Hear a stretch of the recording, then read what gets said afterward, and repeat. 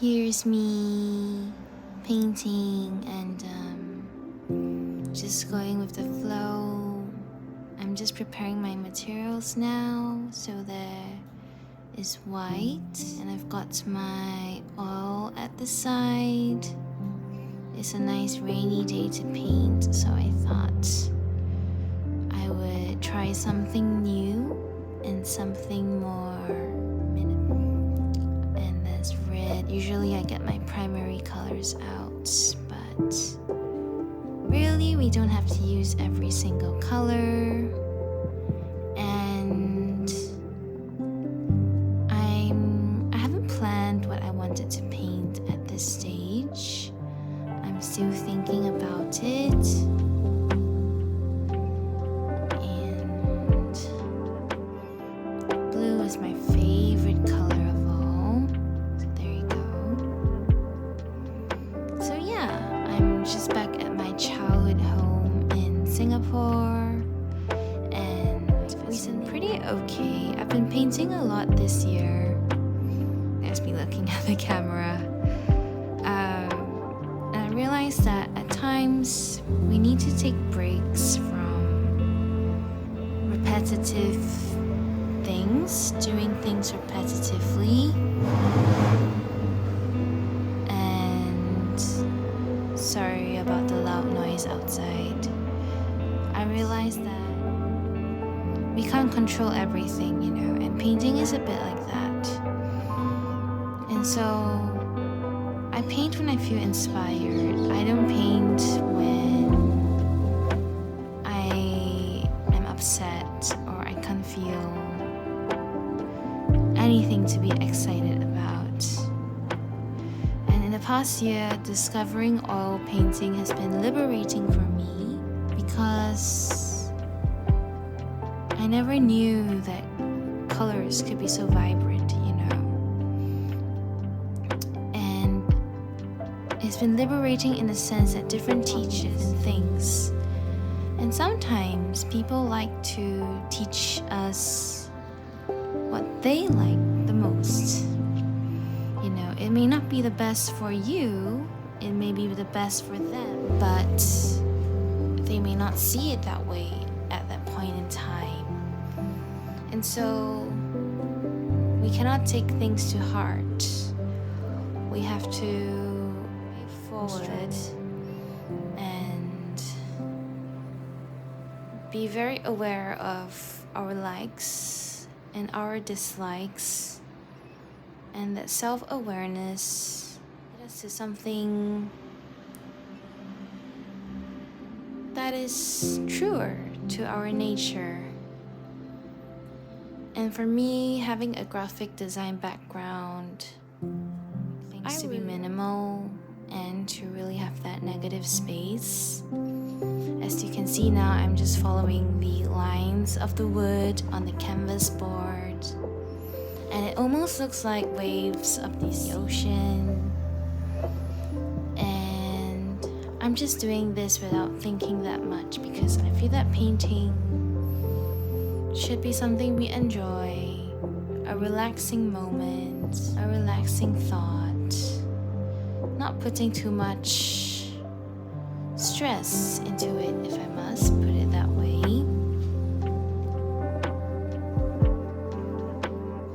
I feel like my life is like a movie sometimes, just an artist living her dream. For those of you that may know, I'm going to Paris next year and I'm going to be pursuing my art.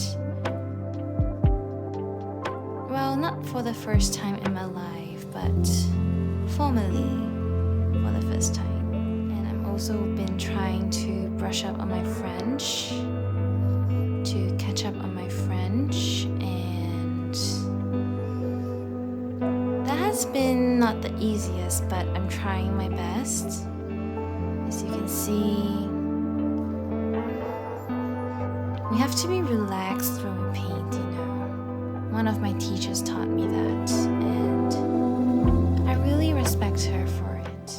I respect my teachers for different reasons, but of course, I don't follow them blindly, because after 1 whole year of experience, I realized that when I do that, I compromise on my authenticity.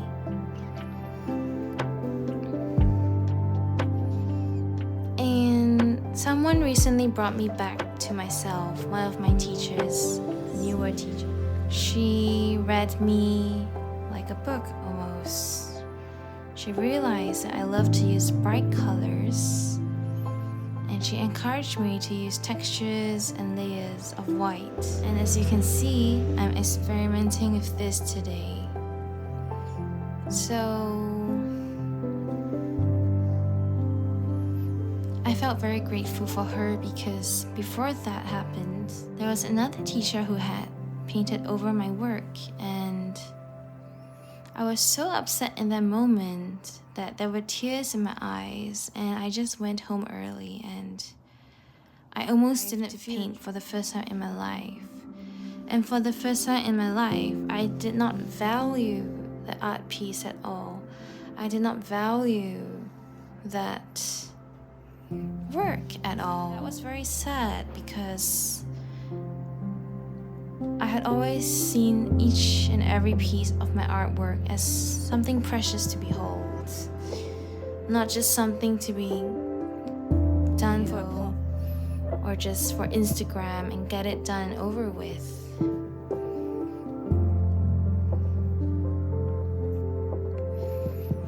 And sometimes it's good to have an outsider's point of view, because a lot of people that don't even know me that well can see that I love using bright colors.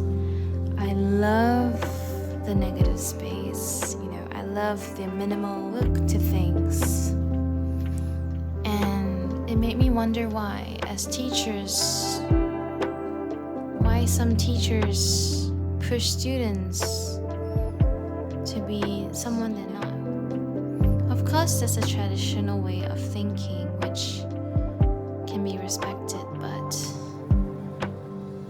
for me, as someone who is more abstract, and it was important for me to reflect on who I am and what this whole year has led me to become. In some ways, it has led me to produce works I'm not very proud of, and in other ways, it has led me to realize that perfection is not something that exists, but in Asian society somehow,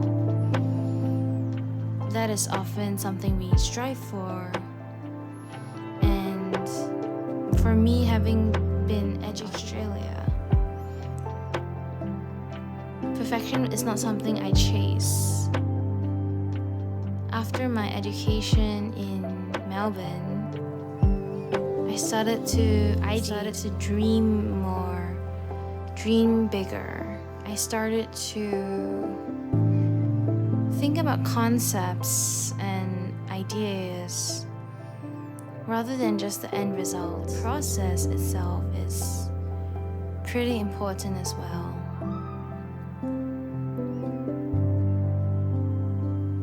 And I hope that when I go to Paris, I can fulfill that process as well, the meaning behind the work, and not just the goal, result, the technique, not just what other people deem as beautiful.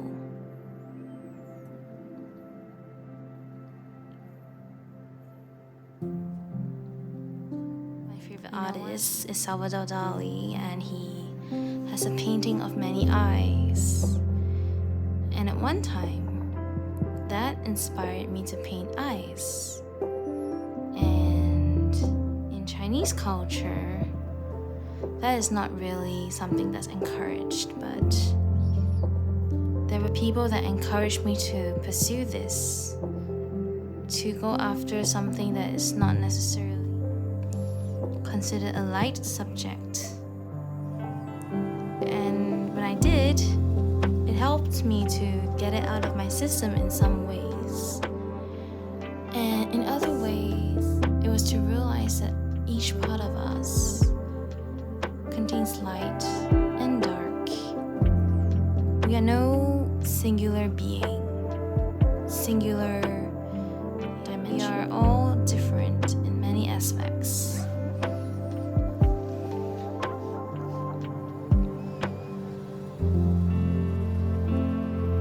Even plants can represent something that is of the darker side of the human nature, and that's okay. The whole point of art is to be subjective and to have our own explanations why we do the things that we do. You know, some people draw flowers to represent the female genitalia, and that's what I'm into, but some people do that, and that's entirely fine because that is their own story to tell, their own narrative. And for me, I don't tend to plan things that much. I tend to let the narrative play out by itself.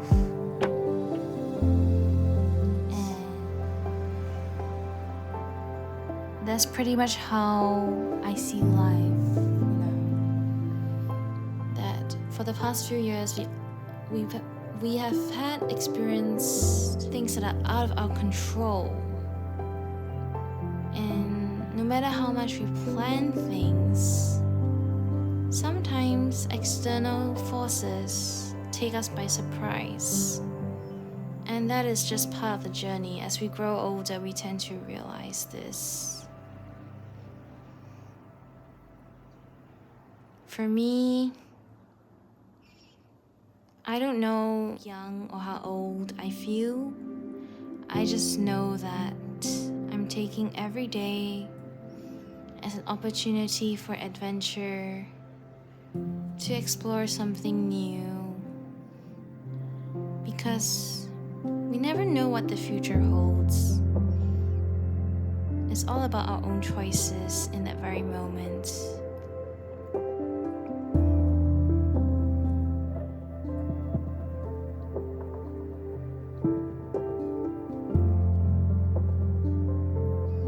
To be fairly honest, if I look at this artwork now, I would say that it's almost done.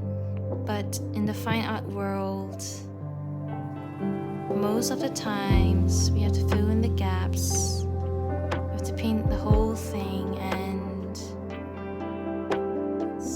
holding back, taking a step back is something I can practice more as a fine artist. To bring a new dimension, a new perspective to this.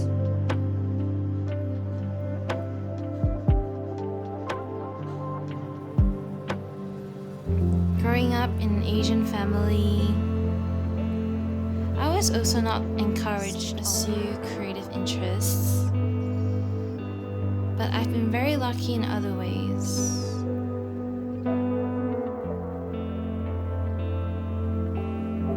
My parents do support me though. So for me, although there are challenges, or there were challenges, I feel that as an adult now, I can pursue what I want.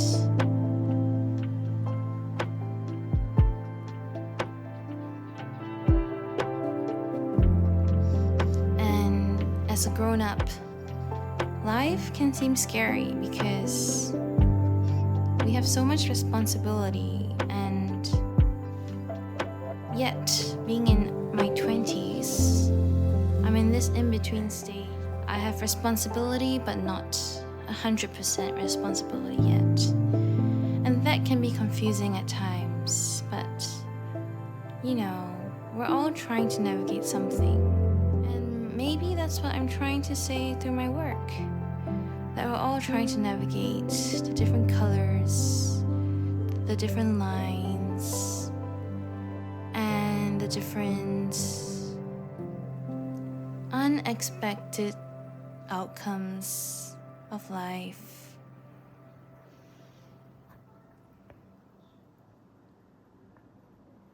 I wonder what I should call this painting. It looks like waves, yet it looks like the lines of wood, yet it looks like the skin of a dragon. I have so many ideas that I want to bring to life, and I hope through this channel I can do that.